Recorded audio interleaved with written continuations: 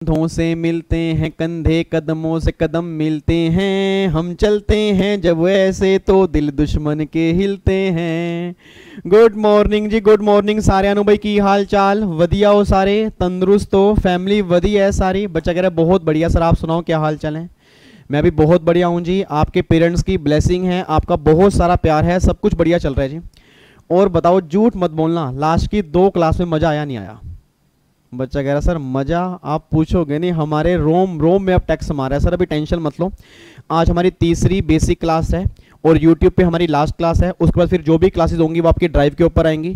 और जो बच्चे क्लास परचेज कर चुके हैं, मैं एक बार फिर बोलूंगा क्योंकि वो बच्चे नालायक हैं, वो बार बार कह रहे हैं सर क्लास नंबर 4 से देखना है, आंसर इज नो। ये 3 क्लास अगर आपने देख ली हैं तो आपने फिर भी क्लासेस नंबर 1 से आपको देखना है जी, ठीक है। जो बच्चे क्लास परचेज करना चाहते हैं जी वो भी ध्यान दें, क्लास नंबर 1 से ही क्लास देखेंगे जो आपके ड्राइव के ऊपर क्लास आएंगी। और जो क्लास ऑलरेडी ले चुके हैं वो भी क्लास नंबर 1 से ही देखेंगे, ठीक है। और आपका एग्जाम दिसंबर में, उसके लिए बहुत बहुत शुभकामनाएं मेरी तरफ से। बट आज की क्लास आपने बहुत ध्यान सुननी है क्योंकि आज की क्लास जो है ना, ये लगा लो पूरे इनकम टैक्स का और बेसिक आपका क्लियर करेगी। मतलब अभी तक आपने बातें सुनी होंगी, आज हम बातों को समझेंगे। कुछ बेसिक बातें जो मोस्ट इंपॉर्टेंट एग्जाम के लिए वो आज हम डिस्कस करेंगे, फिर सारी दुनिया हम आपके पास क्लासेस में देखना स्टार्ट करेंगे, ठीक है जी। इधर देखो ध्यान से रिया, अब क्लास स्टार्ट करने से पहले एक बार फटाफट से प्रार्थना कर लेते हैं भगवान जी की, उसके बाद फिर क्लास स्टार्ट करेंगे। सारे बच्चे हाथ जोड़ दो जी। ये कई नालायक बच्चे हैं, हाथ नहीं जोड़ते हैं और ना ही प्रार्थना करते हैं, पाप लगेगा उन्हें, ठीक है। सिर्फ 40 सेकंड की प्रार्थना होती है, सब बच्चों ने मिलकर प्रार्थना करनी है, फिर हम क्लास स्टार्ट करेंगे पॉजिटिविटी के साथ, ठीक है जी। हाथ जोड़ो सारे बच्चे जी फटाफट से। लो जी, 1 2 3 स्टार्ट।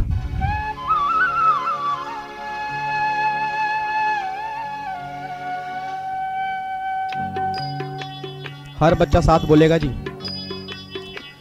इतनी शक्ति हमें देना दाता, मन का विश्वास कमजोर होना। इतनी शक्ति हमें देना दाता, मन का विश्वास कमजोर होना। हम चले नेक रास्ते पे हमसे भूल कर भी कोई भूल होना। इतनी शक्ति हमें देना दाता, मन का विश्वास कमजोर होना। हम चले नेक रास्ते पे हमसे भूल कर भी कोई भूल होना। इतनी शक्ति हमें देना दाता, मन का विश्वास कमजोर होना।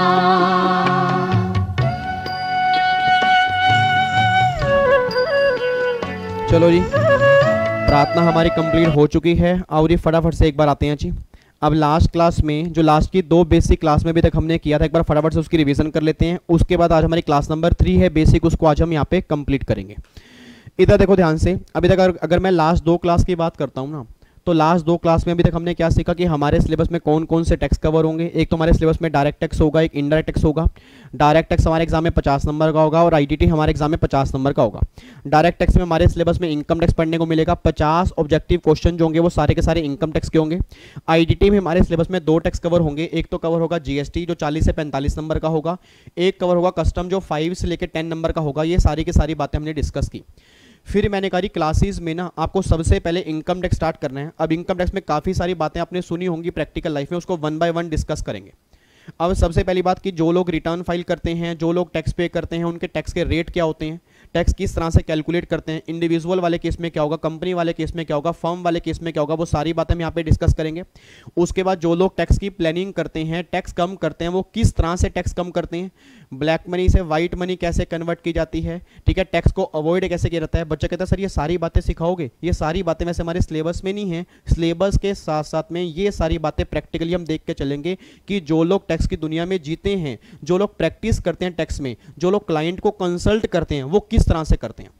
आपको मैंने पहले भी कहा था जिस दिन बैच खत्म होगा उस दिन आपका सिलेबस तो कंप्लीट होगा, एज ए टैक्स कंसल्टेंट भी आप क्लास से बन के बाहर निकलोगे। मतलब अगर आपके फादर को रिटर्न फाइल करनी है, अगर आपके फादर का टैक्स कैलकुलेट करना है, अगर आपके फादर की टोटल इनकम कैलकुलेट करनी है, पापा मेरे से कोई भी क्वेश्चन पूछेंगे, सारे क्वेश्चन के आंसर मेरे पास होने चाहिए, बस ये बात ध्यान देना, ठीक है। तो बातें हमें पढ़नी भी हैं, पढ़ने के साथ बातें हमें समझनी भी है, ये बात ध्यान सुनना, ठीक है जी। उसके बाद फिर मैंने कहा था इनकम टैक्स में काफी सारे चैप्टर होंगे। आपका बेसिक चैप्टर होगा, रेजिडेंशियल स्टेटस होगा, इनकम टैक्स में आपके 5 हेड होंगे, क्लबिंग ऑफ इनकम होगा, सेट ऑफ होगा, डिडक्शंस होगा, रिटर्न होगा, टीडीएस होगा, फिर आपका एडवांस टैक्स होगा, और काफी और भी कई सारे चैप्टर होंगे जो हमें इनकम टैक्स में कंप्लीट करने होंगे। ये सारी बातें हमने डिस्कस की थी। फिर वो सारी बातें डिस्कस करने के बाद मैंने कहा था अमेंडमेंट्स कितनी एप्लीकेबल होंगी।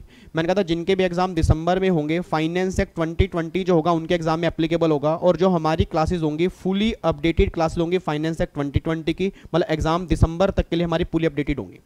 और जीएसटी की बातें करूंगा, उसके अंदर भी फाइनेंस एक्ट 2020 आएगा, बट कुछ नोटिफिकेशन जो होंगी 30 जून तक जो आएंगी वो हमारे एग्जाम में एप्लीकेबल होंगी, वो थोड़ी बहुत होंगी, उसको हम बाद में डिस्कस कर लेंगे। फिर ये सारी बातें कंप्लीट करने के बाद ना आपको मैंने कहा कि अगर आपको टैक्स में अच्छे नंबर लेने हैं या वन किसी पेपर के अंदर अच्छे नंबर लेने हैं, 3 बातें आपके अंदर होनी चाहिए। सबसे पहली बात कॉन्सेप्ट क्लैरिटी, दूसरा क्या था रिटेंशन, तीसरा क्या था प्रेजेंटेशन स्किल। मैंने कहा था कॉन्सेप्ट क्लैरिटी की जिम्मेदारी मेरी होगी, रिटेंशन की 50% जिम्मेदारी मेरी होगी, 50% आपकी होगी। प्रेजेंटेशन स्किल मेरे टैक्स का मैटर नहीं है, बट जितने भी आपके सब्जेक्टिव पेपर होंगे उसमें पेपर कैसे प्रेजेंट करेंगे वो सारी बातें प्रेजेंटेशन स्किल में आपको सीखनी पड़ेंगी। और अगर ये 3 बातें आपके अंदर हैं तो मार्क्स आपके बहुत अच्छे आएंगे, अगर ये 3 बातें आपके अंदर नहीं हैं तो कहीं ना कहीं प्रॉब्लम आएगी, बस ये बात ध्यान दो। फिर ये सारी बातें कंप्लीट करने के बाद ना लास्ट क्लास में हमने स्टार्ट किया था कि टैक्स का मीनिंग क्या होता है। मेरी पूरी क्लास आवाज मार दीजिए, अब जितने बच्चे भी सामने बैठे हैं पूरी क्लास आवाज मार दे। अगर मैं टैक्स के मीनिंग की बात करता हूं, टैक्स का मतलब क्या होता है, पहली बात टैक्स एक ऑप्शनल पेमेंट होगी या कंपलसरी होगी, ऑब्वियस सी बात है कंपलसरी होगी, बट मैंने कल भी कहा था कि हर कंपलसरी पेमेंट जो होगी वो टैक्स में कवर नहीं होगी। वही कंपलसरी पेमेंट आपकी टैक्स में कवर होगी जो गवर्नमेंट को पे करनी होती है किसी एक्ट के बेस पर, किसी लॉ के बेस पर, वही सारी बातें आपके टैक्स में कवर होती हैं। फिर टैक्स के ऑब्जेक्टिव क्या क्या होंगे उसको हमने डिस्कस किया था। फिर वो सारी बातें कंप्लीट करने के बाद ना मैंने कहा था क्लास नंबर 3 में हम चेक करेंगे कि टाइप्स ऑफ टैक्सेस क्या होते हैं। मतलब जो भी हमारे सिलेबस में 2 टैक्स कवर हैं, एक तो डायरेक्ट टैक्स है और दूसरा इनडायरेक्ट टैक्स है, इन दोनों टैक्स का मतलब क्या होता है, इन दोनों टैक्सेस में क्या डिफरेंस होते हैं, आज की पूरी क्लास जो होगी मेरी उसके ऊपर डिवोटेड होगी जी, ठीक है जी। अब जितने बच्चे सामने बैठे हैं, जो बच्चे भी सामने बैठे हैं, चाहे थोड़े बहुत बच्चे बैठे हैं चाहे ज़्यादा बच्चे बैठे हैं, मेरी उनसे रिक्वेस्ट है अब आने वाला 1 घंटा हो जो होगा ना आपका माइंड यहाँ पे होना चाहिए, और बहुत सारी बातें सीख के जाओगे, और ऐसी बातें सीख के जाओगे जो प्रैक्टिकली लोग गलत बोलते हैं उसका सही मीनिंग क्या होगा आज हम यहाँ पे डिस्कस करें। आपको दिखाऊंगा, आपके दोस्त गलत बोलेंगे, आपने उनको सही करना है। इधर सुना, मैं ध्यान से कहना क्या चाह रहा हूँ, अब प्लीज ध्यान सुनना जी। अब अगर मैं टाइप्स ऑफ टैक्स की बात करता हूं, सबसे पहला कि हमारा जो टैक्स का पेपर है उसमें 2 तरह के टैक्स है, एक तो है डायरेक्ट और दूसरा है इनडायरेक्ट। अब मेरा पूरी क्लास से क्वेश्चन है, जो बच्चे सामने बैठे आप मुझे एक बात सोच के बताना चाहिए, आप मुझे एक बात सोच के बताओ। अब सबसे पहला क्वेश्चन ये निकल के आ रहा है कि भैया डायरेक्ट टैक्स जो है, डायरेक्ट टैक्स का मतलब क्या होता है।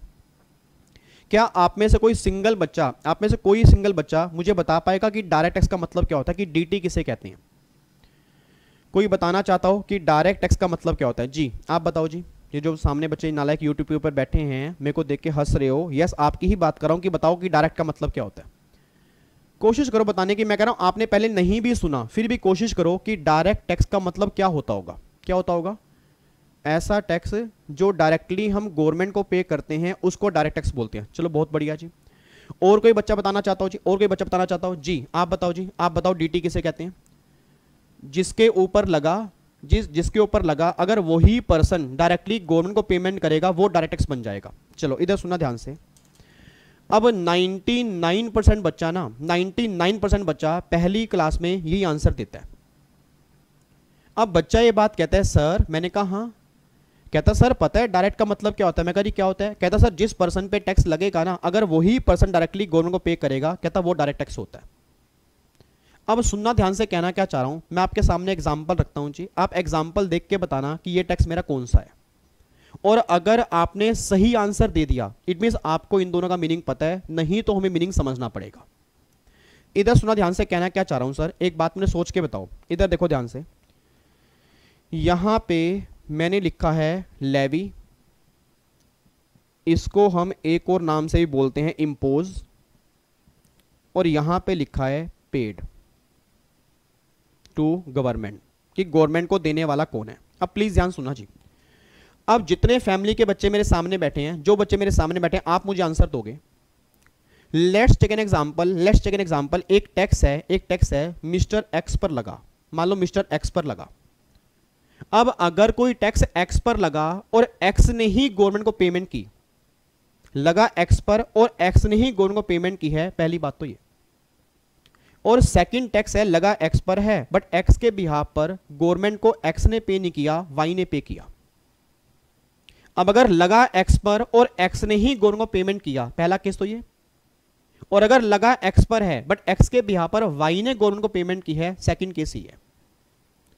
मेरा पूरी क्लास से क्वेश्चन है जो बच्चे मेरे सामने बैठे हैं जी। अब अगर ऐसा टैक्स जो लगेगा भी एक्स पर और गवर्नमेंट को देने वाला भी एक्स होगा, वो टैक्स मेरा कौन सा होगा? क्या आंसर होगा जी? Direct tax. बहुत बढ़िया जी। और अगर कोई टैक्स लगा एक्स पर है और एक्स के बिहाफ पर वाई ने पेमेंट की है गवर्नमेंट को, वो क्या बन जाएगा जी? बहुत बढ़िया आपने आंसर दिया, बहुत खूबसूरती से आपने आंसर दिया सर, वो बन जाएगा indirect tax. That is incorrect answer. मुझे यही डर था, यही आंसर काम करोगे जी। और मैंने कहा भी था 99% बच्चे को ना अभी तो यही नहीं पता कि डीटी और आईडीटी का मतलब होता क्या है, बाकी टैक्स तो छोड़ ही दो। मैं हर बैच में बच्चों से पूछता हूं कि डीटी का मतलब क्या होता है, बच्चा सेम आंसर दे रहा है, कह रहा है डायरेक्टली पे करेंगे तो डायरेक्ट है, अगर कोई और पे करेगा तो इनडायरेक्ट है। उन्हें पता नहीं डेफिनेशन कहां से पढ़ने को मिल रही है। सर पहली बात तो ये ध्यान दो, मेरी फैमिली का बच्चा, सिंगल बच्चा बाहर जाके गलत नहीं बोलेगा। अगर आपने गलत बोला तो ये लगा लो, कहते हैं ना लांछन, लांछन फिर मुझ पे लगेगा कि आपने विवेक सर की क्लास देखी थी। अगर आपने सही बोला आपको एप्रिसिएशन मिलेगा, आप चाहे मेरा नाम मत बोलना, ये बोलना मुझे पता है। अब सुनना ध्यान से, कहना क्या चाह रहा हूं प्लीज ध्यान सुनना जी। अब पहली बात तो गवर्नमेंट ये बात कहती है कि गवर्नमेंट को पेमेंट करने वाला कौन है, ये तो कॉन्सेप्ट ही नहीं है। सर गवर्नमेंट को पेमेंट करने वाला कौन होगा, ये कॉन्सेप्ट ही नहीं है। कॉन्सेप्ट है लेवी किस पर हुआ और बर्डन किसके ऊपर आएगा। अब गवर्नमेंट ये बात बोलती है विवेक, मैंने कहा हाँ, कहता है ऐसा कोई भी टैक्स जिस पर्सन पे लेवी होगा अगर बर्डन भी सेम पर्सन पर आएगा ना, फिर तो वो होगा डायरेक्ट टैक्स। ऐसा कोई भी टैक्स जिस पर्सन पे लेवी होगा अगर बर्डन भी सेम पर्सन पे होगा फिर तो वो बनेगा डायरेक्ट, और अगर बर्डन किसी दूसरे पर्सन पर होगा फिर वो बनेगा इनडायरेक्ट। मतलब पेमेंट गवर्नमेंट को कौन करेगा ये मैटर ही नहीं होता। सर गेम पता किसकी है? गेम किसकी है? Levy and burden. It means अगर एक टैक्स मुझ पर लगा और अगर बर्डन भी मेरी जेब पर आया फिर तो वो डायरेक्ट है, और अगर एक टैक्स मुझ पर लगा बर्डन किसी और की जेब पर आया फिर वो इनडायरेक्ट है। बच्चा कहता है हम तो नहीं मानते, ये तो आप गलत कह रहे हो सर, हमने तो यही पढ़ा आज तक कि अगर डायरेक्टली पे करेंगे तो डायरेक्ट है, अगर कोई और पे करेगा वो इनडायरेक्ट है। मैं आपको एग्जांपल देता हूं, अपनी डेफिनेशन को प्रूफ करूंगा, आप खुद बोलोगे सर बिल्कुल आप सही बोल रहे हो। इधर सुना ध्यान से, मैं कहना क्या चाह रहा हूं, कल मैंने इनकम टैक्स के अंदर कहा था एक चैप्टर पढ़ने को मिलेगा टीडीएस। टीडीएस की फुल फॉर्म क्या होती है? Tax deduction at source. अब अगर कल किसी बच्चे ने टीडीएस का नाम सुना होगा, या आपके फादर अगर किसी कंपनी में जॉब करते होंगे, अगर पापा किसी कंपनी में एम्प्लॉय होंगे ना, तो शायद कभी आपने टीडीएस के बारे में सुना होगा। अब सुनना, मैं ध्यान से कहना क्या चाह रहा हूं, प्लीज ध्यान सुनना मैं कहना क्या चाह रहा हूं। अब अगर मैं टीडीएस की बात करूंगा, टीडीएस सोच के बोलना, मैंने कहा था अगर कंपनी वाले पापा को सैलरी पे करते हैं तो कंपनी वाले क्या करते हैं, उस सैलरी में से कुछ टैक्स काट के ना जमा करवाते हैं गवर्नमेंट को, उसको बोलते हैं टीडीएस। मेरा पूरी क्लास से क्वेश्चन है जो बच्चे मेरे सामने बैठे हैं, लेट्स टेक एन एग्जांपल, मैं कंपनी हूं, आपके फादर या आप मेरी कंपनी के एम्प्लॉय हो, मैं आपके पापा की बात नहीं कर रहा, मान लो आप मेरी कंपनी के एम्प्लॉय हो। अब अगर मैं आपको सैलरी पे करूंगा, मेरे पास पैसे पड़े थे, यहां पे कहां गए मेरे पैसे, ये रे मेरे पैसे, ये 500 रुपए का नोट है। अगर मैं आपको सैलरी पे करूंगा तो गवर्नमेंट ने क्या बोला विवेक, कि जब तू इनको सैलरी पे करेगा उस सैलरी में से कुछ टैक्स काट के हमें जमा करवा दियो। सोच समझ के बोला, अगर आपकी सैलरी 500 रुपए की है तो गवर्नमेंट ने बोला इसमें 100 रुपए टैक्स हमें काट के पे कर दियो और 400 रुपए जो होंगे वो एम्प्लॉय को पे कर दियो। सर मेरा पूरी क्लास का क्वेश्चन है, अब जो ये आपके हाथ में 400 रुपए आए, क्या एक्चुअल में आपकी इनकम 400 थी या 500 थी? 500 थी, आपकी इनकम 500 थी। अब मेरा क्वेश्चन क्या है, इनकम आपने कमाई 500, बट उस इनकम पर टैक्स किसने पे किया? आपके बिहाफ पर आपकी कंपनी ने पे कर दिया गवर्नमेंट को। सर आपके हाथ में जब 400 रुपए आए तो किसी ने पूछा यार तेरी इनकम तो 500 थी, 100 रुपए कहां गए? आप क्या बोलोगे? कंपनी ने मेरे बिहाफ पर 100 रुपए टैक्स काट के पे कर दिया गवर्नमेंट को। अब सोच समझ के बोलना, इनकम आपने कमाई, टैक्स लगा था आपके ऊपर, क्योंकि जो इनकम कमाता है उसके ऊपर ही टैक्स लगता है। इनकम आपने कमाई थी, मतलब इनकम कमाई थी एक्स ने, मतलब आपने, और टैक्स की पेमेंट किसने की? वाई ने पेमेंट की, मतलब कंपनी ने पेमेंट की। अब अगर इनकम कमाने वाला एक्स है, टैक्स लगा एक्स पर, पेमेंट कर रहा है एक्स के बिहाफ पर वाई, अगर मैं आपके बेस पे चलूं तो TDS is a type of indirect tax, जबकि टीडीएस जो है वो डायरेक्ट टैक्स की टाइप होती है। Sir TDS is a type of direct tax, but आपने कहा लगा इस पर है, पेमेंट करने वाला ये है, आपने कहा आईडीटी, आपने तो काम ही गलत कर दिया। और अब मेरी डेफिनेशन पर आओ, मेरी डेफिनेशन पर आओ, एक बात सोच के बोलना, आपकी इनकम 500 रुपए की थी, जो 100 रुपए का टैक्स मैंने गवर्नमेंट को पे किया, अब ये टैक्स लगा किस पर था? आप पर, और बर्डन भी आपकी ही जेब पर आया। चेक करो, आपकी सैलरी में से ही 100 रुपए काटकर मैंने दिए हैं। सर आपकी सैलरी में से ही 100 रुपए काटकर मैंने दिए हैं, तो लेवी भी आपके ऊपर हुआ और बर्डन भी आपके ऊपर आया, दैट इज डायरेक्ट टैक्स। तो मेरे बच्चे, मेरे नोनू, मेरे सोनू, मेरे बैंगनी, मेरे महरून, मेरे पिंक कलर के बच्चे, बस ये बात ध्यान देना कि ऐसा कोई भी टैक्स जिस पर्सन पर लेवी होगा, अगर बर्डन भी सेम पर्सन पर आएगा फिर तो वो डायरेक्ट में कवर होगा, अगर बर्डन किसी दूसरे के ऊपर आएगा फिर वो इनडायरेक्ट में कवर होगा। तो पहली बात तो ये समझ लो, कोई बच्चा मेरी फैमिली का गलत डेफिनेशन रीड नहीं करेगा। अगर आज के बाद आपने कहीं भी ये पढ़ा कि डायरेक्ट टैक्स किसे कहते हैं, सुना, तुरंत आंसर देना, ऐसा कोई भी टैक्स लेवी एंड बर्डन अगर सेम पर्सन पे होगा तब तो वो डीटी है, लेवी एंड बर्डन अगर डिफरेंट पर्सन पे होगा फिर वो आईडीटी है। आपको मैं एग्जांपल दूं आईडीटी का, एग्जांपल मैं आपको देता हूं। आप एक बात बताओ, आप सबके, कई बच्चों के एग्जाम ईईटी के क्लियर हो गए हैं जी, ठीक है जी, और कई बच्चे एग्जीक्यूटिव में ऑलरेडी हैं। मेरे पूरी क्लास से क्वेश्चन है, आप में से काफ़ी सारे बच्चे डोमिनोज, मैकडी, पिज़्ज़ा हट या किसी भी रेस्टोरेंट में खाना खाने के लिए गए होंगे। आप में से कौन कौन सा बच्चा, बताना जरा, कौन कौन सा बच्चा मैकडी, डोमिनोज, पिज़्ज़ा हट, हल्दीराम में कहीं ना कहीं गया हुआ है जी? प्लीज़ हैंड रेज़ करो जी। बच्चा कह रहा है कहाँ गए हैं सर, कोविड का टाइम चल रहा है, कोरोना का टाइम चल रहा है सर, लॉकडाउन है, घर ही बैठे हैं सर, घर में ही पिज़्ज़ा बन जाता है, घर में ही सैंडविच बन जाता है, घर में ही, अब तो घर बैठ बैठ के इतना थक चुके हैं सर, बस एक बार ये सारी प्रॉब्लम सही हो जाए, कसम लगे उस भगवान की, हमने मोमोज वालों की दुकान पे जाकर ना सारे मोमोज खा जाने। अच्छे लगते हैं ना बड़े मोमोज, ओ माय गॉड, हाथ में मोमोज और लाल चटनी, मजा कितना आता है, चाहे वो कितनी तेज मिर्चों वाली हो। भैया थोड़ी लाल चटनी और देना, भैया थोड़ी लाल चटनी और देना, ऐसे बोलते हैं नालायक बच्चे। और गोलगप्पे की दुकान पे जाके गोलगप्पे खाने का, रेडी वाले, हल्दीराम के नहीं, जो रेडी वाले गोलगप्पे खाने का मजा है जब अपना हाथ ऐसे पानी में डाल के गोलगप्पा देता है और बातें सूखी पापड़ी, ओए होए होए होए होए, नजारे अलग होते हैं। बच्चा कह रहा बस यही तो वेट कर रहे हैं सर। अब एक बात मैंने सोच के बताना, एक बात सोच के बताओ, मान लो लॉकडाउन खत्म हो गया, कोविड की प्रॉब्लम खत्म हो गई, सब तरफ खुशियों का माहौल है और पार्टी चल रही है। अब सोच समझ के बोलना, आप में से एक बच्चा हल्दीराम गया जी, एक बच्चा हल्दीराम गया तो उसने दोस्तों को बोला कि आज तेरा भाई पार्टी देगा, टेंशन मत लो जी, आज तेरा भाई पार्टी देगा। चलो जी, 10 लोगों का ग्रुप है, 10 लोगों का ग्रुप जो है हल्दीराम में गया। तो उस दोस्त ने पूछा बताओ भाई क्या खाना है। एक बच्चा कहता है मैं रात कचौरी खाऊंगा, एक कहता है मैं छोले भटूरे खाऊंगा, एक कहता है मैं सैंडविच खाऊंगा, एक कहता है मैं पाव भाजी खाऊंगा, तीसरा, एक सामने बच्चे बैठे हैं ऐसे जीभ निकाल के बैठ गए, कह रहे आहा लाला चाहा लपला सर हमें भी खाना है। रुक जाओ, इमेजिन करो, नालायक को इमेजिन करो, ये केस चल रहा है। अब प्लीज ध्यान सुना, कहना क्या चाह रहा हूं। अब जैसे आप हल्दीराम वालों के पास जाओगे ना, हल्दीराम वालों ने क्या किया, आपने कहा जी मुझे ये सामान चाहिए, हल्दीराम वालों ने कहा सारा सामान जो है वो 1200 रुपए का है।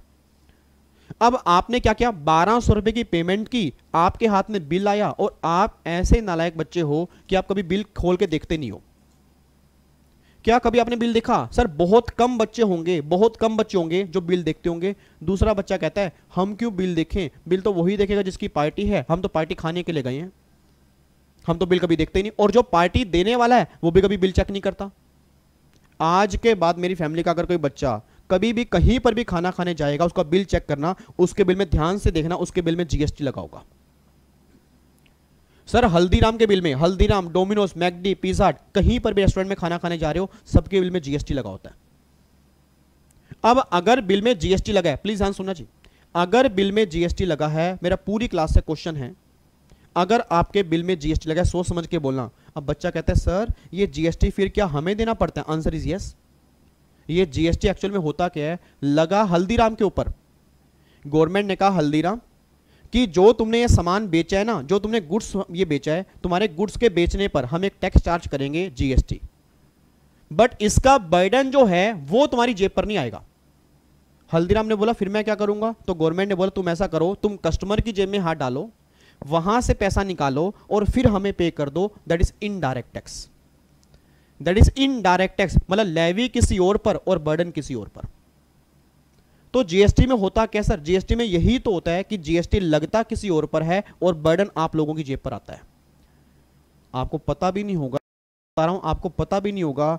आप जब छोटे छोटे थे ना, आपने कितने, इतने छोटे होने के बावजूद भी आपने कितने हजारों रुपए का जीएसटी और इनडायरेक्ट गवर्नमेंट को पे कर दिया। बच्चा कह रहा है यार कैसी बेकार की बातें कर रहे हैं सर, आज तक मैंने कभी जीएसटी पे ही नहीं किया। अच्छा एक बात मुझे सोच के बताना, आपने छोटे होते टॉफीज खाई हैं, टॉफीज खाई हैं, टॉफीज आपने खाई हैं, चॉकलेट आपने खाई हैं, उनके ब्रैकेट में क्या लिखा होता है, प्राइस के ब्रैकेट में inclusive of all taxes. Sir IDT एक ऐसा टैक्स है जो लगता हमें है, दर्द हमें पता ही नहीं लगता। और डायरेक्ट में क्या होता है कि लगता भी है और दर्द भी होता है क्योंकि वो डायरेक्ट है। और आईडीटी में क्या है, इंजेक्शन हमारे ही लगता है, उसके दर्द का हमें फील ही नहीं होता, इंजेक्शन लग भी गया पता भी नहीं लगा, क्यों, क्योंकि वो छुपा होता है। आज आपको जान के हैरानी होगी, आप आज हर गुड्स के अंदर आप जीएसटी पे कर रहे हो, हर चीज में आप जीएसटी पे कर रहे हो। अभी उठा के देखना एमआरपी इंक्लूसिव ऑल टैक्सेस, वो आप क्या पे कर रहे हो, उसका हमें पता ही नहीं लगता, हमें पता ही नहीं। और जहां डायरेक्ट की बात आती है वहां दर्द होता है, नहीं यार नहीं, इनकम टैक्स हम नहीं देना चाहते, इनकम टैक्स कम करना चाहते हैं। और जहां जीएसटी इतने लाखों रुपए की पेमेंट कर चुके हो, आज तक हमें कभी हमने कुछ कहा ही नहीं है। वहां हमने क्यों नहीं कहा, क्योंकि वहां लेवी किसी और पर, बर्डन किसी और पर, हमने बिल कभी खोल के देखा नहीं है, उस बिल में जीएसटी इंक्लूड होता है। तो पहली बात तो मेरी फैमिली का बच्चा ये समझे कि डायरेक्ट का मतलब क्या होता है। डायरेक्ट मींस होता है ऐसा टैक्स जिस पर्सन पे लेवी हुआ, अगर बर्डन भी सेम पर्सन पर आएगा फिर तो वह डायरेक्ट बनेगा। ऐसा कोई भी टैक्स जिस पर्सन पर लेवी हुआ, अगर बर्डन किसी और के ऊपर आएगा फिर वो बन जाएगा इनडायरेक्ट। तो मेरी पूरी फैमिली अब चैट बॉक्स के अंदर लिखेगी जी, मेरी पूरी फैमिली अब चैट बॉक्स के अंदर लिखेगी, दोबारा से बोलो जी डायरेक्ट किसे कहते हैं, जल्दी लिखो बराबर से, डायरेक्ट किसे कहते हैं जी। कई बच्चे तो अभी भी लिख नहीं रहे, कह रहे हम क्यों लिखें, बोलते रहो बड़े बड़े आए बड़े बड़े चले गए, तुम किस खेत की मूली हो। हम तो देखा कि चलो लाइव प्रीमियर चल रहा है, आराम से बैठ जाते हैं, आज मैं एक जगराता दर्शन पाएंगे, आएगी शेरों वाली माता दर्शन पाएंगे। नालायक। सर बताओ ना फटाफट से, डायरेक्ट किसे कहते हैं, जल्दी लिख के बताओ, डायरेक्ट किसे कहते हैं। ऐसा कोई भी टैक्स जिस पर्सन पे लेवी होगा, अगर बर्डन भी सेम पर्सन पर आएगा फिर वो क्या बन जाएगा, डायरेक्ट है। और ऐसा कोई भी टैक्स जिस पर्सन पे लेवी होगा, अगर बर्डन किसी और के ऊपर आएगा फिर वो क्या बन जाएगा, इनडायरेक्ट बन जाएगा। बस ये पर ध्यान दो, ठीक है। तो ये तो दोनों का हो गया मीनिंग, अभी लिखना नहीं है जी, ये नोटिंग हम क्लास में ही करेंगे, ये सारी नोटिंग हम क्लास में करेंगे आराम से। सिर्फ अभी समझ लो, सिर्फ अभी समझ लो कि हाँ भाई इस दोनों का मीनिंग क्या होता है, नोटिंग हम करेंगे आराम से क्लास में। और मैंने पहले भी कहा था हर कॉन्सेप्ट को समझेंगे, उसके बाद बहुत बढ़िया बढ़िया डायग्राम बनवाऊंगा, नोट्स आपके पूरे तैयार होंगे ताकि एग्जाम से पहले आपके हाथ में नोट्स हो जबरदस्त वाले, ठीक है जी। चलो जी, ये मीनिंग तो क्लियर हो गया कि डायरेक्ट और इनडायरेक्ट किसे कहते हैं। अगला डिफरेंस फिर क्या है, डायरेक्ट का एग्जाम्पल क्या है, डायरेक्ट टैक्स का एग्जाम्पल क्या है जी। एग्जाम्पल है इनकम टैक्स हो गया और गिफ्ट टैक्स हो गया, इनकम टैक्स हो गया और गिफ्ट टैक्स हो गया। आपको मैं बताऊंगा इनकम टैक्स के अंदर कि गिफ्ट पर भी टैक्स है जी, गिफ्ट पर भी टैक्स है। नॉर्मली क्या कहते हैं लोग, कहते हैं सर प्यार पे क्यों टैक्स लगता है, आपको बताऊंगा इनकम टैक्स में प्यार करने पर भी टैक्स है। सर इनकम टैक्स में ना प्यार करने की लिमिट होती है, ये हंसो मत नालायको, हंसो मत, ये इनकम टैक्स में लिखा हुआ है कि अगर किसी पर्सन ने किसी पर्सन से इतनी वैल्यू तक मोहब्बत की है तो यहां तक मोहब्बत एग्जम्प्ट है, अगर इससे ऊपर मोहब्बत की होगी तो वो मोहब्बत टैक्सेबल हो जाएगी। सर क्या कह रहे हो, मोहब्बत भी टैक्सेबल होती है, आंसर इज यस, गिफ्ट की टैक्सेशन। इट मींस अगर आपने किसी को गिफ्ट दिया तो ऐसा नहीं है कुछ भी गिफ्ट दोगे सारा एग्जम्प्ट है, सर गिफ्ट की भी लिमिट है, अगर इतनी वैल्यू तक हो गए तो एग्जम्प्ट होगा, उससे ऊपर होगा तो टैक्सेबल होगा। हाँ वो बात अलग है, अगर रिलेटिव से गिफ्ट मिलेगा, शादी पर गिफ्ट मिलेगा तो गवर्नमेंट बोलती है उस केस में सारा एग्जम्प्ट हो जाएगा। अगर इनको छोड़ के कहीं भी गिफ्ट मिलेगा तो गिफ्ट वाले केस की भी एक लिमिट है, और गिफ्ट टैक्स जो है वो डायरेक्ट टैक्स का ही पार्ट है। तो वो इनकम टैक्स हो गया, गिफ्ट टैक्स हो गया, वो डायरेक्ट है। और आईडीटी में क्या हो गया, जीएसटी एंड कस्टम, ये दोनों जो हैं ये आपके इनडायरेक्ट टैक्स हैं। यहां तक क्लियर है, पक्का पक्का। उसके बाद अब डायरेक्ट टैक्स की जो नेचर है ना, इसकी नेचर है प्रोग्रेसिव और इनडायरेक्ट टैक्स की नेचर है रिग्रेसिव। इन दोनों का मतलब समझना, इन दोनों का मतलब क्या है जी। सीधो के बैठो जी, बिल्कुल बिल्कुल सीधो के बैठो। कई बच्चे सेशन छोड़ छोड़ के भाग रहे हैं, उनको ये नहीं पता उनको कितना बड़ा नुकसान हो रहा है, क्योंकि अगर वो बेसिक क्लियर करना नहीं चाहते, अगर वो रटना चाहते हैं चीज़ों को, तो मैं भी कुछ नहीं कर सकता जी। इधर सुना, मैं ध्यान से कहना क्या चाह रहा हूं। अब अगर मैं नेचर ऑफ टैक्स की बात करूंगा तो डायरेक्ट टैक्स की नेचर है प्रोग्रेसिव और इनडायरेक्ट टैक्स की नेचर है रिग्रेसिव। अब ये प्रोग्रेसिव का मतलब क्या होता है, प्रोग्रेसिव मींस क्या, प्रोग्रेसिव मीन्स क्या, जितनी ज्यादा इनकम कमाओगे उतना ही आपका टैक्स बढ़ेगा। सर मेरा पूरी क्लास से क्वेश्चन है, जो बच्चे सामने बैठे हैं, एक बात मुझे सोच के बताना, एक बात सोच के बताओ। एक बच्चा कहता है सर मैंने कहा हाँ हाँ, कहता सर मेरे पापा ने ना मान लो 5 लाख रुपए की इनकम कमाई है, और मेरे पापा के भाई ने मतलब चाचा ने 10 लाख रुपए की इनकम कमाई, मेरे ताऊ जी ने 15 लाख रुपए की इनकम कमाई, मेरे मामा ने 20 लाख रुपए की इनकम कमाई, मेरे अंकल ने 40 लाख रुपए की इनकम कमाई, तो क्या सबकी इनकम पर सेम टैक्स आएगा? मैं कहा भूल के भी मत बोल देना। इनकम टैक्स ये बात कहता है कि इनकम टैक्स की नेचर है प्रोग्रेसिव, मतलब जैसे जैसे इनकम बढ़ेगी उसके बेस पे आपका टैक्स भी बढ़ेगा। मतलब ऐसा नहीं है कि सेम पर्सन पे, हर पर्सन पे सेम टैक्स होगा, आपका टैक्स डिपेंड करेगा आपकी इनकम कितनी है। अमीरों पर ज्यादा टैक्स होगा, गरीबों पर कम होगा, क्योंकि नेचर क्या है प्रोग्रेसिव। और आप खुद समझदार हो, ज्यादा इनकम कमाऊंगा तो टैक्स पे तो ज्यादा ही देना पड़ेगा ना। बट अगर वही आपका इनडायरेक्ट टैक्स है, मैं दोबारा बोलूंगा जी, अगर वही आपका इनडायरेक्ट टैक्स है, उसकी नेचर क्या है, रिग्रेसिव है। रिग्रेसिव का मतलब यह मत सोचना कि यहां पे रेट कम होगा, ऐसा नहीं है। रिग्रेसिव का मतलब क्या होता है, सेम फिक्स रहेगा। फिक्स का मतलब क्या है, चाहे तुम अमीर हो चाहे तुम गरीब हो, दोनों के ऊपर जीएसटी सेम रेट से लगेगा, इसमें रेट चेंज नहीं होगा।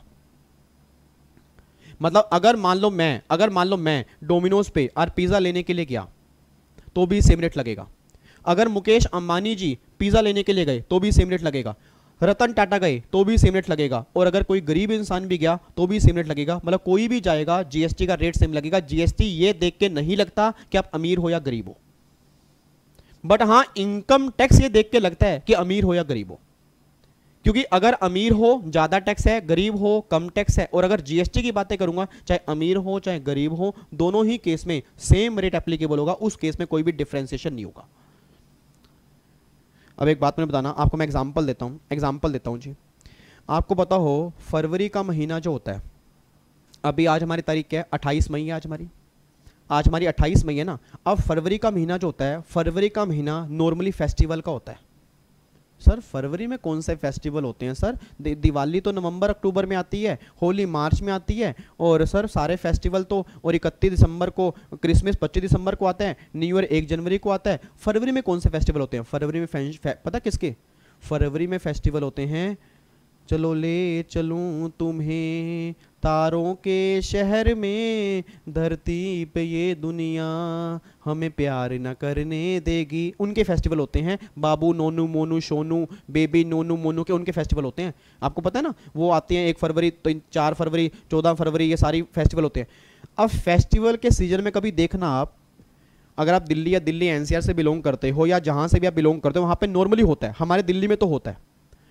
दिल्ली में क्या होता है, मेट्रो स्टेशन के नीचे छोटे छोटे बच्चे खड़े होते हैं और वो बस देखते हैं कहां कपल्स आएंगे। अब कई बार अब देखने से क्या लग रहा है भैया, सिंपल, अगर भाई बहन भी जा रहे हैं, वो नालायक ऐसे होते हैं पकड़ के बैठ जाते हैं। सर सही बता रहा हूं, छोटे छोटे बच्चे ना आपकी टांगे पकड़ के बैठ जाएंगे। अरे भैया भैया भैया भैया भैया भैया, तुम्हारे भगवान जोड़ी बना के रखे, भगवान तुम्हारी जोड़ी बना के रखे, तुम सदा इकट्ठे रहो भैया, ये 100 रुपए भैया 100 रुपए दे दो प्लीज, भगवान तुम्हारी जोड़ी बना के रखे, हमारी दुआएं आपके साथ हैं, ये काम करते हैं वो। अच्छा, फिर कई नालायक बच्चे ऐसे होते हैं, छोटे छोटे बच्चे ऐसे होते हैं, अगर आस पास कहीं पिज्जा वाला है, कोई बर्गर वाला है, हमने चाहे पिज्जा ना खाया हो, हमने चाहे बर्गर ना खाया हो, उसको खिलाना पड़ेगा। ऐसे टांगे पकड़ लेंगे आपकी, छोड़ेंगे नहीं आपको, दुआएं इतनी दे देंगे, इतनी दुआएं दे देंगे, आपकी जोड़ी वहीं बनवा देंगे, शादी वहीं करवा देंगे आपकी।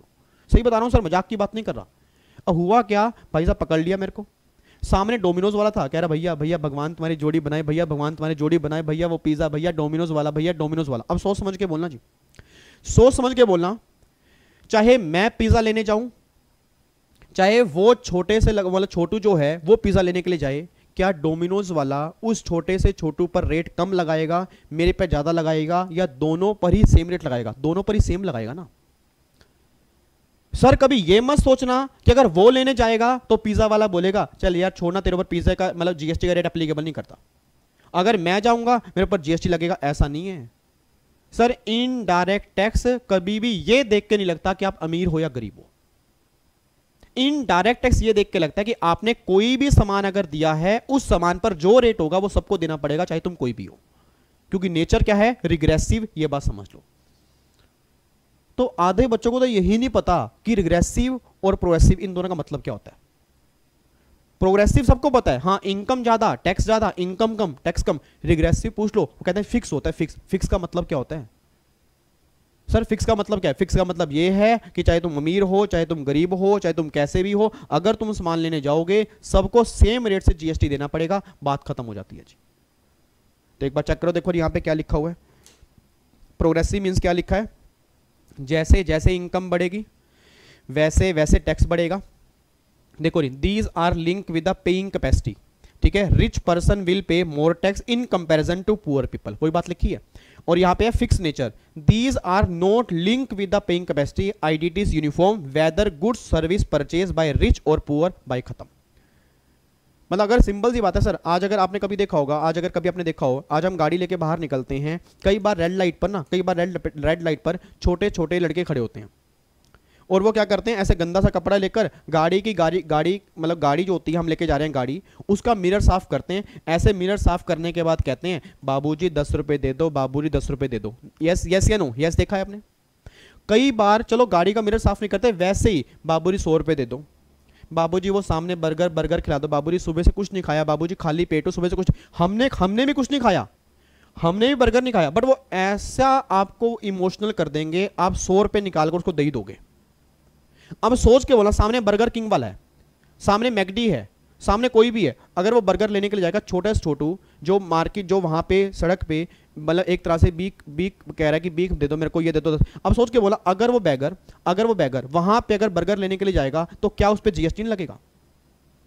सर आंसर दो, यस या नो। क्या बर्गर किंग वाला ये बोलेगा कि नहीं यार तुम लोगों से पैसे लेके आ रहे हो, तुम्हारे पर जीएसटी एप्लीकेबल नहीं करूंगा? बर्गर किंग वाले के पास परमिशन ही नहीं है ये। बर्गर किंग वाला बोलेगा भैया तुम चाहे कोई भी हो, अगर तुम आओगे तो भी, तुम्हारे बिहार पर कोई भी आएगा तो भी जीएसटी तुम्हें देना पड़ेगा। बर्गर 100 रुपए का ही सबके लिए है, ऐसा नहीं है तुम्हारे लिए 90 रुपए का, उसके लिए 100 रुपए का है। हाँ इनकम टैक्स में बाइफर्केशन हो सकता है, इनकम टैक्स में तुम्हारी इनकम इतनी नहीं है, तुम कम टैक्स पे करोगे, उसकी इनकम ज्यादा है, ज्यादा पे करेगा, बात खत्म। आई होप आपको मेरी बात समझ में आ रही है जी। अब मेरी पूरी क्लास, जितने बच्चे सामने बैठे हैं, पूरी क्लास एनर्जी के साथ बस ये बोल दे, हाँ जी डायरेक्ट टैक्स किसे कहते हैं? जल्दी बोलो जी। डायरेक्ट का मतलब क्या होता है? ऐसा कोई भी टैक्स, जल्दी बोलो, ऐसा कोई भी टैक्स जिस पर्सन पे लेवी होगा, अगर बर्डन भी सेम पर्सन पर आएगा वो क्या बन जाएगा? डायरेक्ट बन जाएगा। ऐसा कोई भी टैक्स जिस पर्सन पे लेवी होगा, अगर बर्डन किसी दूसरे के ऊपर आएगा वो क्या बन जाएगा? इनडायरेक्ट टैक्स, ये आपका वो बन जाएगा। लेवी एंड बर्डन सेम पे है तो वो डायरेक्ट है, लेवी एंड बर्डन अगर डिफरेंट पे है फिर वो क्या बन जाएगा? इनडायरेक्ट बन जाएगा। ये बात क्लियर हो गई जी।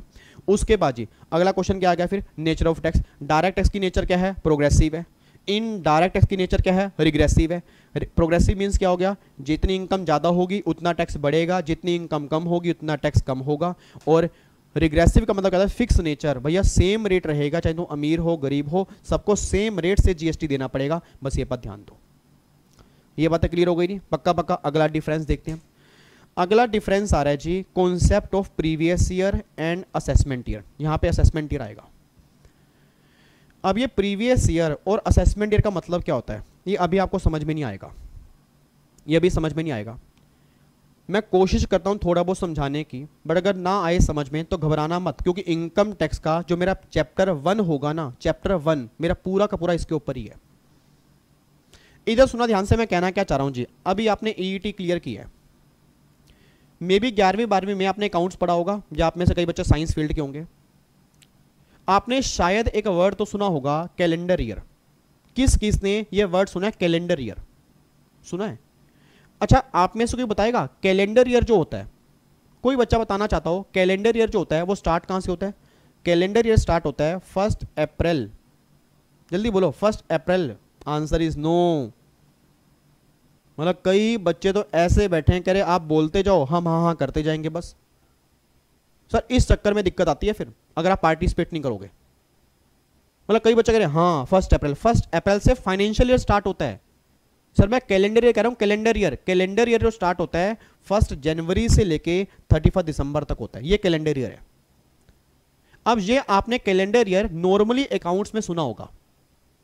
पहली बात तो ये समझ लो, जब हम इनकम टैक्स करेंगे, इनकम टैक्स में कोई भी कैलेंडर ईयर कॉन्सेप्ट होता ही नहीं है। हैं?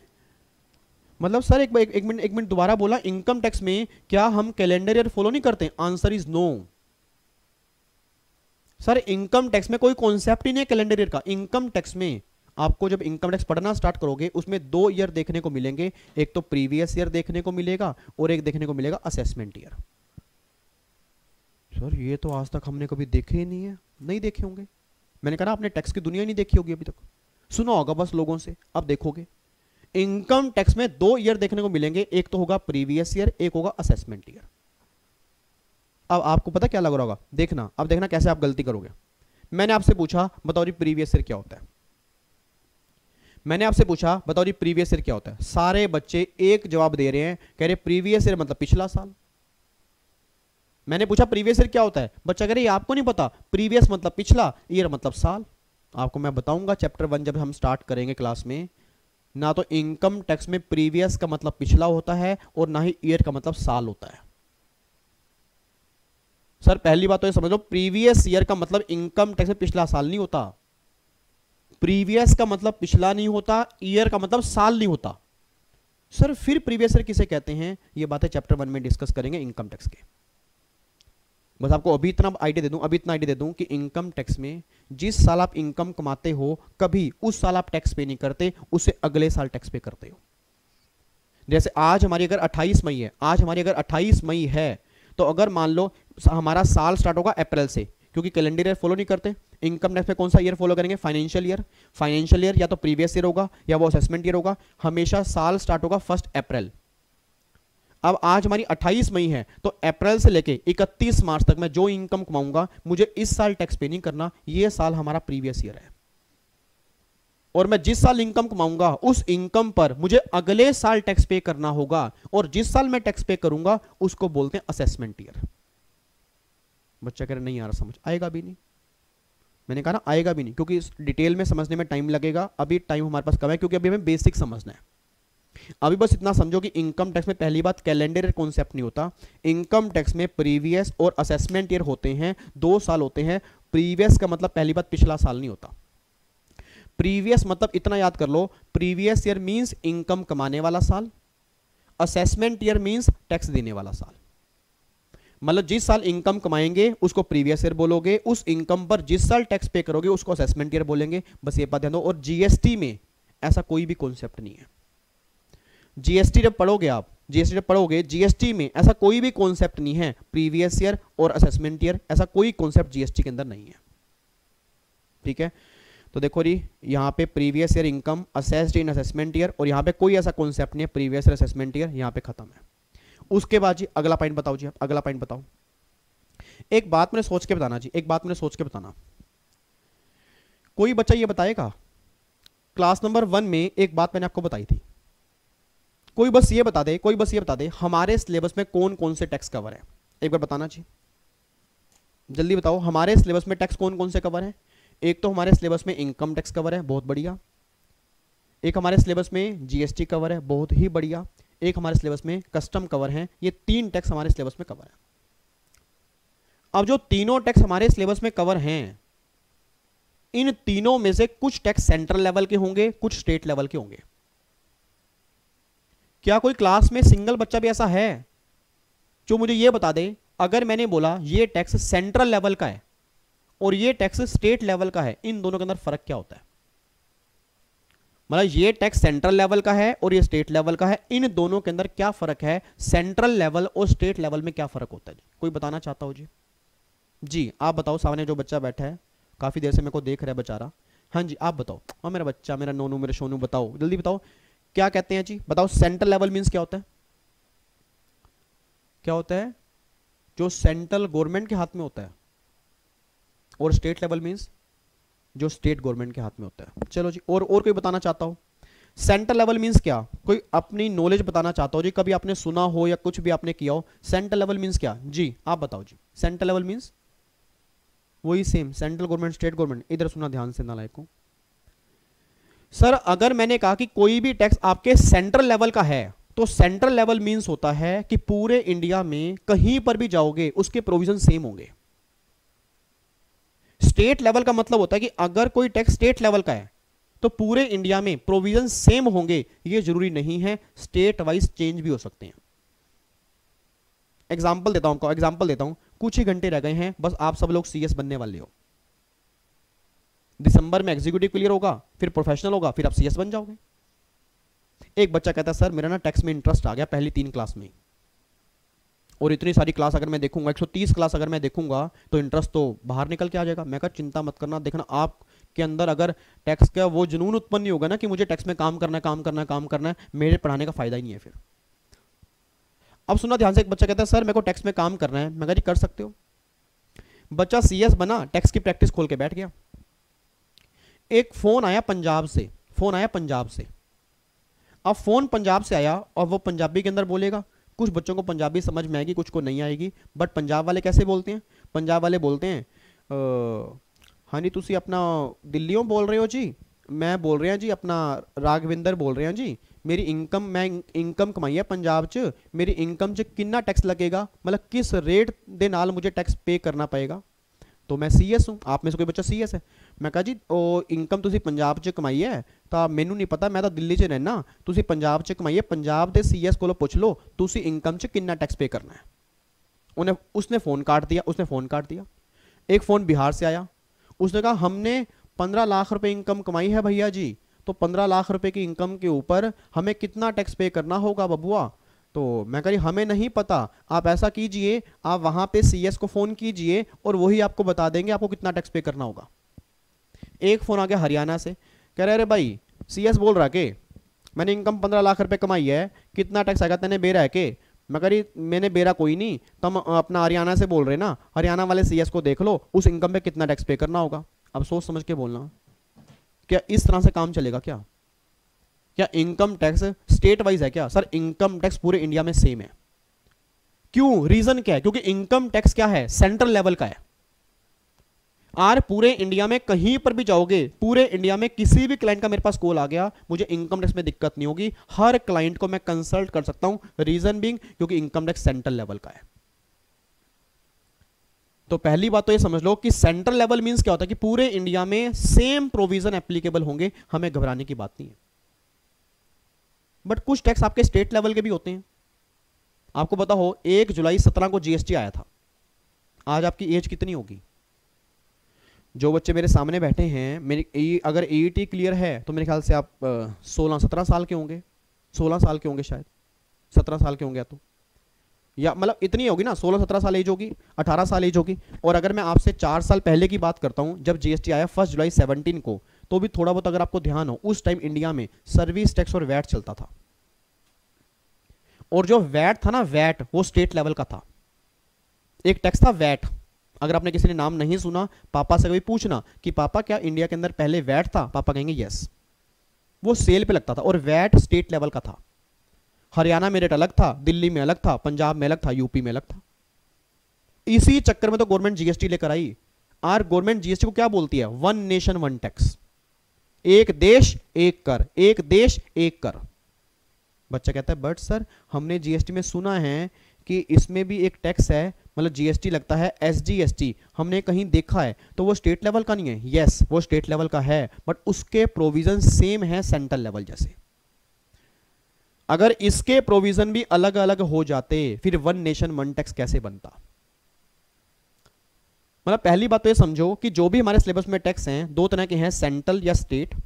सेंट्रल लेवल के टैक्स होंगे उसकी पेमेंट कहां जाती है? सेंट्रल गवर्नमेंट के पास। और जो टैक्स स्टेट लेवल के होंगे उसकी पेमेंट जाएगी स्टेट गवर्नमेंट के पास। बस ये पर ध्यान देना। तो अगला डिफरेंस मेरा वही है। देखो अगला डिफरेंस क्या है? डिस्ट्रीब्यूशन और पेमेंट ऑफ रिवेन्यू। भाई डायरेक्ट टैक्स है, इनकम टैक्स है, उसका रिवेन्यू जो है वो सेंट्रल गवर्नमेंट के पास जाएगा। और जो जीएसटी है, जो जीएसटी आपका है उसका रेवेन्यू सेंट्रल गवर्नमेंट के पास भी जाएगा। और जो एसडीएसटी है, जो स्टेट जीएसटी है, उसका रेवेन्यू स्टेट गवर्नमेंट के पास जाएगा। तो मतलब आपका जीएसटी और कस्टम, कस्टम तो सेंट्रल लेवल का है, उसका रेवेन्यू सेंट्रल गवर्नमेंट के पास ही जाता है। जीएसटी सेंट्रल स्टेट दोनों है, सेंट्रल वाले का रेवेन्यू सेंट्रल गवर्नमेंट के पास जाएगा और स्टेट वाले का रेवेन्यू स्टेट गवर्नमेंट के पास जाएगा। ये तो हो गया रेवेन्यू डिस्ट्रीब्यूशन कैसे होगा, किस गवर्नमेंट के पास होगा। उसके बाद आता है डिपार्टमेंट। अब डिपार्टमेंट का मतलब क्या होता है जी? इन दोनों टैक्स को कंट्रोल करने वाला कौन है? इन दोनों टैक्स की हायर अथॉरिटी कौन सी है? जैसे एक बात बताओ, घर में अगर कभी कहा सुनी हो जाती है, छोटे भाई बहनों के बीच में काफी होती है, छोटा भाई अगर हो उसको लाड प्यार बहुत मिलता है, और बहन और भाई के बीच में कई बार आर्ग्यूमेंट होते हैं। अब एक बात हो ना, घर में एक डिपार्टमेंट होगा ना, घर में एक हायर डिपार्टमेंट होगा जो किसी की पीरियड करता होगा, इधर आओ इधर इधर। जैसे हमारे होता था, अब मान लो मेरा छोटा भाई है, मैंने छोटे भाई को कुछ बोल दिया, पापा मुझे कहते थे इधर आ, चुप करके बैठ जा बेटे, तूने कैसे इसको बोल दिया, अब बता फटाफट से। अब होता क्या था, अगर हम ज्यादा कुछ करेंगे तो फिर चांटा पड़ जाएगा हमारे। अब सोच के बोलना है, घर में हायर डिपार्टमेंट है जो सबको कंट्रोल कर रहा है, ऐसे ही गवर्नमेंट कहते हैं, ऐसे डायरेक्ट टैक्स का एक डिपार्टमेंट है जो पूरा कंट्रोल करके चलता है, उसको बोलते हैं central board of direct tax, CBDT. CBDT जो है ना वो एक डिपार्टमेंट है डायरेक्ट टैक्स का जो पूरा कंट्रोल करेगा, और जो सीबीआईसी है वो डिपार्टमेंट है इनडायरेक्ट टैक्स का, उसकी फुल फॉर्म क्या होती है, central board of indirect tax and custom. Central board of indirect tax and custom. ऐसा मैं क्यों कह रहा हूं सर, मे बी आपके दोस्त कई बार ये ना बोलें या आपने कहीं पढ़ा ना हो कि डिपार्टमेंट होता है सीबीईसी, ये पुराना डिपार्टमेंट अब ये खत्म हो चुका है, नया डिपार्टमेंट जो है अब सीबीआईसी है, बस ये पर ध्यान दो। और इवन एग्जाम में कई बार क्वेश्चन बन गया जी, एग्जाम में कई बार क्वेश्चन बन गया कि डायरेक्ट टैक्स किसके कंट्रोल में है, सीबीडीटी, आईडी किसके कंट्रोल में है, सीबीआईसी, बस ये पर ध्यान दो। ठीक है, तो यहां तक कोई दिक्कत तो नहीं है। अब आ गया हो जी अगला है टैक्सेबल इवेंट। टैक्सेबल इवेंट का मतलब क्या होता है कि जो ये डायरेक्ट टैक्स है वो किस पे लगता है। आप मुझे एक बात बताना चाहिए, इनकम टैक्स किस पे लगता है। ये जो दो बच्चे इतनी देर से बातें कर रहे हैं, मैंने कुछ नहीं बोल रहा, लगे हुए अपना आराम से तसल्ली से लगे हुए हैं। उनको लग रहा है जी अभी तो डेमो चल रहे हैं, अभी यहाँ भी देखेंगे, वहाँ भी देखेंगे, यहाँ भी करेंगे, वहाँ भी करेंगे। सर डेमो कभी ऐसे नहीं होते, ये बात ध्यान सुनना। डेमो का मतलब ये नहीं होता बातचीत करोगे, डेमो का मतलब ये होता है जो बातें सीखने को मिल रही हैं समझो। सर मैं दोबारा बोल रहा हूँ, टैक्स आपको देखने में लगेगा बड़ा हंसी मजाक में निकल जाएगा, बट सही बता रहा हूँ, अगर लॉजिक नहीं समझोगे एग्जाम में दिक्कत आएगी। आपने सर पहले पढ़ा होगा ईईटी के अंदर पढ़ा होगा, बट ये दुनिया थोड़ी सी अलग है, इसमें को समझना पड़ेगा, आपको बातें समझनी पड़ेगी चल क्या रही हैं।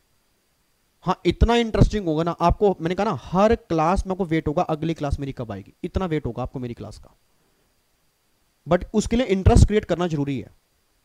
और सबसे बड़ी दिक्कत क्या है, सीएस का बच्चा प्रैक्टिकल से डरता है, और मुझे वो डर निकालना है, मुझे वो डर आपके दिमाग से निकालना है कि प्रैक्टिकल मुश्किल होते हैं।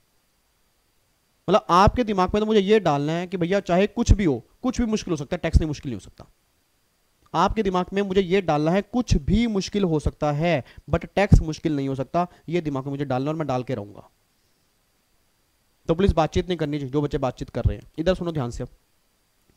टैक्सेबल इवेंट का मतलब क्या होता है, टैक्सेबल इवेंट मतलब इनकम अराइज, मतलब इनकम टैक्स, सोच समझ के बोलना, इनकम टैक्स किस पे लगेगा जी। मेरा पूरी क्लास से क्वेश्चन है इनकम टैक्स किस पे लगेगा, क्या इनकम टैक्स गुड्स पे लगेगा, सर्विस पे लगेगा, या इनकम अराइज पे लगेगा। ऑब्वियस बात है इनकम अराइज करने पर लगेगा भाई, इनकम टैक्स जो है वो इनकम अराइज करने पर लगेगा। ऐसे ही जीएसटी जो है वो किस पे लगेगा, जीएसटी लगेगा जी गुड्स और सर्विस की सप्लाई पे, जीएसटी लगेगा गुड्स और सर्विस की सप्लाई पे। मैंने सेल नहीं कहा, मैंने सर्विस नहीं कहा, मैंने मैन्युफैक्चरिंग नहीं कहा। ऐसा मैं क्यों कह रहा हूं, क्योंकि जब हम जीएसटी स्टार्ट करेंगे आपको फील कराऊंगा कि लोग बोलते हैं जीएसटी सेल पर है, लोग बोलते हैं जीएसटी सर्विस पर है, लोग बोलते हैं जीएसटी मैन्युफैक्चरिंग पर है, वो सब गलत बोलते हैं। सर जब मैं आपको बेयर एक्ट दिखाऊंगा ना, बेयर एक्ट पता ना बेयर एक्ट क्या होता है, नहीं पता, बेयर एक्ट होता है गीता। सर बेयर एक्ट होता है गीता, गीता का मतलब जिसको देख के सब टीचर्स ने बुक बनाई है, फाइनेंस मिनिस्ट्री का वो फॉर्म जहां से देख के लो बनता है। मतलब कभी भी आपको लाइफ में, कभी भी आपको क्लास में लाइफ में कभी दिक्कत आएगी ना, सबसे किसी पे विश्वास मत करना, बेयर एक्ट पे करना। मैं क्लास में आपको आधी चीजें बेयर एक्ट में दिखाऊंगा, देखो ये बेयर एक्ट का लो है, इस तरह से लो बनता है। अब आप खुद बताओ इसको पढ़ेंगे कैसे, आपको उस दिन फील होगा हम सीएस एग्जीक्यूटिव में आ चुके हैं।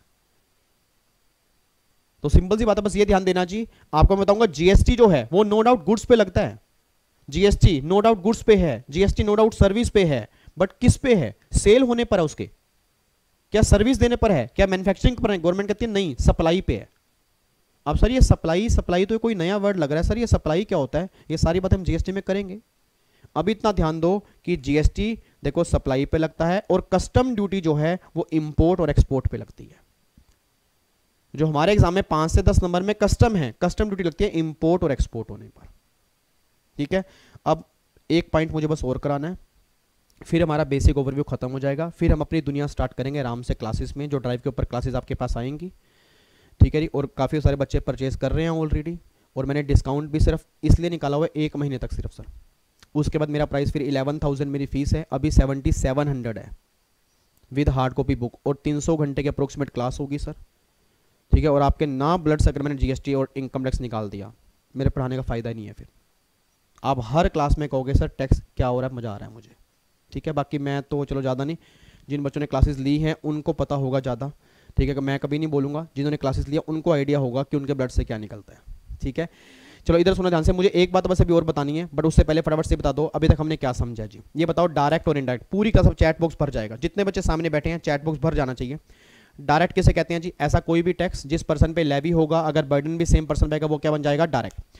आईडीटी किसे कहते हैं? ऐसा कोई भी टैक्स जिस पर्सन पे लेवी होगा, अगर बर्डन किसी और के ऊपर आएगा वो क्या बन जाएगा? इनडायरेक्ट बन जाएगा। डायरेक्ट टैक्स के एग्जांपल कौन कौन से हैं? इनकम टैक्स हो गया, गिफ्ट टैक्स हो गया। आईडीटी में कौन कौन से होंगे? जीएसटी और कस्टम हो गया। डायरेक्ट टैक्स की नेचर क्या है? प्रोग्रेसिव, ज्यादा इनकम कमाओगे ज्यादा टैक्स होगा। आईडीटी की नेचर क्या है? रिग्रेसिव, मतलब फिक्स नेचर होगी, चाहे अमीर हो चाहे गरीब हो, दोनों पे जीएसटी एप्लीकेबल सेम रेट से होगा। उसके बाद concept of previous year assessment year. Income tax में कॉन्सेप्ट होता है previous year assessment year, income tax में कैलेंडर ईयर कॉन्सेप्ट फॉलो नहीं होता। जीएसटी में ऐसा कोई कॉन्सेप्ट नहीं होता असेसमेंट ईयर और प्रीवियस ईयर वाला। उसके बाद इनकम टैक्स का रिवेन्यू सेंट्रल गवर्नमेंट के पास जाएगा। आईडीटी का रिवेन्यू सेंट्रल गवर्नमेंट और स्टेट गवर्नमेंट दोनों के पास जाएगा, वो डिपेंड करता है कि वो टैक्स है कौन सा। डायरेक्ट टैक्स का डिपार्टमेंट कौन सा? बोलो जी, डिपार्टमेंट कौन सा है? सीबीडीटी, फुल फॉर्म क्या है? Central board of direct tax. और जीएसटी का डिपार्टमेंट कौन सा है? CBIC, central board of indirect tax and custom. उसके बाद जी टैक्सेबल इवेंट, इनकम टैक्स किस पर लगेगा? इनकम पर लगेगा। जीएसटी किस पर लगेगा? सप्लाई पर। और कस्टम किस पर लगेगा? इंपोर्ट और एक्सपोर्ट पे। अब लास्ट बस मुझे बताना है जी, और देन फिर हम पैकअप कर रहे हैं। ये यहां तक हमें पढ़ना है। अब मुझे एक बात बताओ, अब यहां पे ना ये तो क्लियर हो गया भाई, कस्टम ड्यूटी जो है वो इंपोर्ट और एक्सपोर्ट पे लगेगी। क्या मेरी फैमिली का सिंगल बच्चा मुझे बता सकता है इंपोर्ट और एक्सपोर्ट का मतलब क्या होता है? कोई बताना चाहता हो इंपोर्ट का मतलब क्या होता है? जी आप बताओ जी, काफी देर से आप हंस रहे हो, बताओ इंपोर्ट का मतलब क्या होता है? बताओ क्या होता है? बाहर, बोलो बोलो, सही बोल रहे हो, बिल्कुल सही बोल रहे हो। बाहर का सामान इंडिया में जब आता है उसको इंपोर्ट बोलते हैं। चलो जी, और कोई बताना चाहता हूं इंपोर्ट किसे कहते हैं? इंपोर्ट किसे कहते हैं? जी आप बताओ, आप बताओ जी। ये व्हाइट शर्ट, क्या नाम? व्हाइट, हाँ व्हाइट शर्ट ही है ना, व्हाइट, हाँ बताओ इंपोर्ट किसे कहते हैं? बाहर का सामान अगर इंडिया में आ रहा है वो इंपोर्ट होता है, मतलब वही जो उन्होंने आंसर दिया वही सेम आपका आंसर है। चलो जी, एक्सपोर्ट को बताएगा, एक्सपोर्ट किसे कहते हैं? एक्सपोर्ट, जी आप बताओ जी, हाँ जिसने हैंड रेस किया हुआ है जी। एक्सपोर्ट किसे कहते हैं? इंडिया का सामान जब बाहर जाएगा उसको एक्सपोर्ट कहते हैं। चलो इधर सुनना ध्यान से, मुझे पता था आप यही आंसर दोगे, मुझे पता था, गलती आपकी भी नहीं है क्योंकि अभी हमारी स्टार्टिंग है तो मैं आपको डांट भी नहीं सकता अभी। अब सुनना ध्यान से, कहना क्या चाह रहा हूं सर, मैं 2 लाइनें बोलूंगा, बताना सही कौन सी है। इंपोर्ट किसे कहते हैं? रुको नालायक, रुको रुको, मैं बोलूंगा, आपने बताना सही कौन सा, बीच में नहीं बोलना। इंपोर्ट किसे कहते हैं? बाहर का सामान इंडिया में आना ये इंपोर्ट है, या बाहर से कोई सामान इंडिया में आना ये इंपोर्ट है? हैं सर एक मिनट एक मिनट एक मिनट एक मिनट, एक बार दोबारा बोलना, आपने क्या बोला है? मेरा क्वेश्चन है इंपोर्ट किसे कहते हैं? बाहर का सामान इंडिया में आना ये इंपोर्ट है, या बाहर से कोई सामान इंडिया में आना ये इंपोर्ट है? बच्चा कह रहा है भाई साहब सर ऐसे पढ़ना पड़ेगा क्या? ऐसे ही पढ़ना पड़ेगा, एग्जाम में तो ऐसे क्वेश्चन बनेंगे। नॉर्मली बच्चा क्या सोचते हैं? इंपोर्ट का मतलब बाहर, इंपोर्ट का मतलब बाहर, बाहर का भाई क्या बाहर, क्या कि बाहर का कोई सामान इंडिया में आ रहा है ये इंपोर्ट है, या बाहर से कोई इंडिया में आ रहा है ये इंपोर्ट है? एक बच्चा कहता है यार इन दोनों में फर्क क्या है? मैं आपको बताता हूं फर्क क्या है, आपको मैं बताता हूं फर्क क्या है। इधर सुनो ध्यान से, फर्क है क्या। मान लो इधर देखो ध्यान से जी, ये इंडिया की ये बेस लाइन है जी, ये इंडिया की बेस लाइन है, यहां पे सारा पानी है जी, ये सारा पानी है, और ये कंट्री है आउटसाइड इंडिया, एक कंट्री आउटसाइड इंडिया। मान लो एक एसी है, एक एसी है, एसी खराब हो गया जी, एसी खराब हो गया, ये एसी मैंने इंडिया से परचेस किया था, एसी खराब हो गया। एसी की इंडिया में रिपेयर नहीं हो पा रही, तो किसी ने कहा इसको रिपेयर करने के लिए इंडिया से बाहर भेज दो, बाहर अच्छे इंजीनियर हैं, इस एसी को सही करके वापस वो भेज देंगे। मैं कहा ठीक है जी। एसी मैंने भेज दिया फॉर एग्जांपल यूएसए में, वहां पे एक इंजीनियर है, उस इंजीनियर ने इस एसी को सही किया और एसी सही करने के बाद वापस एसी अब ये इंडिया में आ रहा है। मेरा पूरी क्लास से क्वेश्चन है, जो बच्चे सामने बैठे हैं, बस लास्ट 5 मिनट हैं जी, लास्ट 5 मिनट है। मेरा पूरी क्लास से क्वेश्चन है, क्या ये जो एसेट आ रही है बाहर से, क्या ये बाहर की एसेट इंडिया में आ रही है या बाहर से इंडिया में आ रही है? सर क्या ये एसी बाहर की एसेट है या बाहर से आ रही है? बाहर से आ रही है, बट ये एसेट बाहर की नहीं है। सर ये इंडिया की एसेट थी, ये बाहर गई सही होने के लिए, फिर वापस इंडिया में आ रही है। तो अगर मेरी फैमिली का बच्चा कहता है कि बाहर का सामान इंडिया में आना इंपोर्ट है, तो फिर ये इंपोर्ट नहीं है। और अगर मेरी फैमिली का बच्चा कहता है कि बाहर से सामान इंडिया में आना इंपोर्ट है, तो भैया बाहर से आ रहा है, चाहे वो किसी का भी सामान हो, इंपोर्ट बन जाएगा। बच्चा कह रहा है सर कंफ्यूजन हो गई है, तो यही कंफ्यूजन तो दूर करनी है, क्योंकि कस्टम जो लो लगेगा वो इंपोर्ट एक्सपोर्ट पे ना। अभी तो हमने समझा कस्टम इंपोर्ट एक्सपोर्ट है, तो इंपोर्ट एक्सपोर्ट कहते हैं किसे हैं? क्योंकि अगर मुझे यही नहीं पता इंपोर्ट किसे कहते हैं, मैं कस्टम ड्यूटी क्या लगाऊंगा जी। अब जो बच्चे कह रहे हैं कि बाहर का सामान इंडिया में आना इंपोर्ट है, तो सर ये एसी इंडिया बाहर से आ रहा है तो ये इंपोर्ट नहीं बनेगा। क्यों? क्योंकि बाहर का नहीं है, ये इंडिया का ही था। और जो बच्चे ये कह रहे हैं कि बाहर से सामान इंडिया में आना इंपोर्ट है, तो फिर ये इंपोर्ट बन जाएगा, क्योंकि ये बाहर से आ रहा है, चाहे वो किसी भी कंट्री का है। अब मैं लास्ट टाइम बोलूंगा जी, इंपोर्ट क्या है? ओह माय गॉड सर मजा आ रहा है। बताओ इंपोर्ट क्या है? जो कह रहे हैं बाहर का सामान, हाँ जी, जो कह रहे हैं बाहर का सामान इंडिया में आना, जो कह रहे हैं बाहर का सामान इंडिया में आना, ये इंपोर्ट है। प्लीज एंट्री जी, बाहर का सामान, बाहर का सामान वाले जी, काफी सारे बच्चे हैं। और जो कह रहे हैं बाहर से इंडिया में आना इंपोर्ट है जी, बाहर से आना, बाहर से, प्लीज एंट्रीज। कई बच्चे यहां पर भी हैं और कई बच्चे कह रहे हैं सर सब मोह माया है सर, इस नश्वर संसार में क्या रखा है सर, ये प्राणी, ये जंतु, ये जीवन, ये वन, ये सब कुछ ऐसे ही है सर, सब खत्म हो जाएगा, जिंदगी का क्या भरोसा है सर। हम तो अभी ईईटी क्लियर करके सोच रहे हैं, किसने हमें कहा था सीएस कर, मिल नहीं रहा हमें। नालायक, खाली आते थे, खाली आज जाना है बस। इधर कुछ तो आंसर दिया करो, कुछ तो आंसर दिया करो, बैठे हो कुछ हाँ या ना कुछ तो बोल के जाओ, ऐसे कैसे बैठे हो आप? इधर देखो ध्यान से। अब एक बात बताना जी, अब जिन बच्चों ने कहा है बाहर का सामान इंडिया में आना ये इंपोर्ट है, प्लीज एंट्रीज। बाहर का काफी सारे बच्चे हैं, आपने जो आंसर दिया that is incorrect answer, that is incorrect answer sir. Custom में जब मैं कस्टम स्टार्ट कराऊंगा, कस्टम में पहली क्लास में इंपोर्ट की डेफिनेशन कराऊंगा, उसमें लिखा है bringing into India from outside India. Sir bringing into India from outside India मतलब बाहर से कोई सामान इंडिया में आ रहा है ना, वो इंपोर्ट है। बाहर का नहीं कह रहे, वो बाहर का नहीं कह रहे, बाहर से। ऐसे ही इंडिया से कोई सामान बाहर जा रहा है, ये एक्सपोर्ट है, चाहे वो इंडिया का हो या ना हो। तो मेरी फैमिली का बच्चा सही डेफिनेशन दिमाग में लेके चलेगा, गलत लेके नहीं चलेगा जी। अब जाते जाते मेरी पूरी फैमिली बोल के जाएगी जी इंपोर्ट एक्सपोर्ट किसे कहते हैं, बताओ जी फटाफट से बताओ। इंपोर्ट का मतलब क्या होता है? इंपोर्ट का मतलब क्या होता है? बाहर से सामान आना या बाहर का आना। बाहर से सामान इंडिया में आना इंपोर्ट है, और इंडिया से सामान बाहर जाना क्या बन जाएगा? एक्सपोर्ट बन जाएगा। देखो अभी आगे क्या लिखा हुआ है, देखो जी यहां पे देखो नोट क्या लिखा है। टैक्स लगता है, इनकम टैक्स लगता है किस पर? इनकम पर, जीएसटी गुड्स एंड सर्विसेज पर, कस्टम ओनली गुड्स पर, कस्टम सर्विस पर नहीं है जी। ध्यान देना, कस्टम सिर्फ गुड्स की इंपोर्ट एक्सपोर्ट पे है, सर्विस की इंपोर्ट एक्सपोर्ट पे कस्टम ड्यूटी नहीं लगती। तो रटने वाले बच्चे एक बात ध्यान दें, अब उनकी बारी आ गई है, क्योंकि 5 मिनट रह गए हैं, फिर तुम क्लासेस के अंदर मिलेंगे, ठीक है। बस इतनी बात ध्यान देना कि कस्टम ड्यूटी सिर्फ गुड्स पर एप्लीकेबल होती है, सर्विस पर कभी भी कस्टम लॉ एप्लीकेबल नहीं होता। सर्विस पर जीएसटी लगता है, जीएसटी गुड्स पे भी लगता है, जीएसटी सर्विस पे भी है, बट कस्टम ड्यूटी जो होती है वो सिर्फ गुड्स पे होती है, सर्विस पे नहीं होती।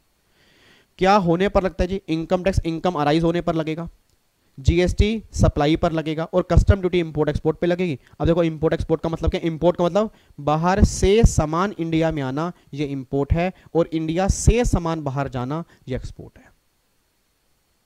तो अगर कोई सामान बाहर से इंडिया में आ गया, ये इंपोर्ट है, इंडिया से बाहर चला गया, ये एक्सपोर्ट है, बस ये बात ध्यान देना चाहिए। तो ये दोनों में ना, ये दोनों में डिफरेंस है, जो मैंने आपको बताया कि what is the difference between direct और इनडायरेक्ट टैक्स, ये दोनों में डिफरेंस है। ठीक है, अभी कई सारी बातें हैं, एक्ट कैसे बनता है, रूल्स क्या होते हैं, नोटिफिकेशन क्या होती हैं, सर्कुलर क्या होते हैं, केस लॉ क्या होते हैं, मनी बिल क्या होता है, ऑर्डिनरी बिल क्या होता है, ये सारी बातें अब हमारी क्लास में चलनी स्टार्ट हो जाएंगी जी। ठीक है, मेमोरेंडम क्या होते हैं, मतलब आपको मैं ऐसा चीज़ दिखाऊंगा क्लास में, आप कहोगे सर ये चीज़ें आज तक हमने सुनी थी, अब वाकई पता लग रहा है कि लॉ बनता कैसे है और लॉ को पढ़ा कैसे जाता है। ठीक है नहीं, तो यहां तक आपको क्लियर हो गया जी। अगर यहां तक क्लियर हो गया तो लगा लो ये बेस क्लियर हो गया कि हाँ भाई डायरेक्ट और इनडायरेक्ट इन दोनों के अंदर क्या फर्क होता है, ये फर्क सारा आपके सामने है।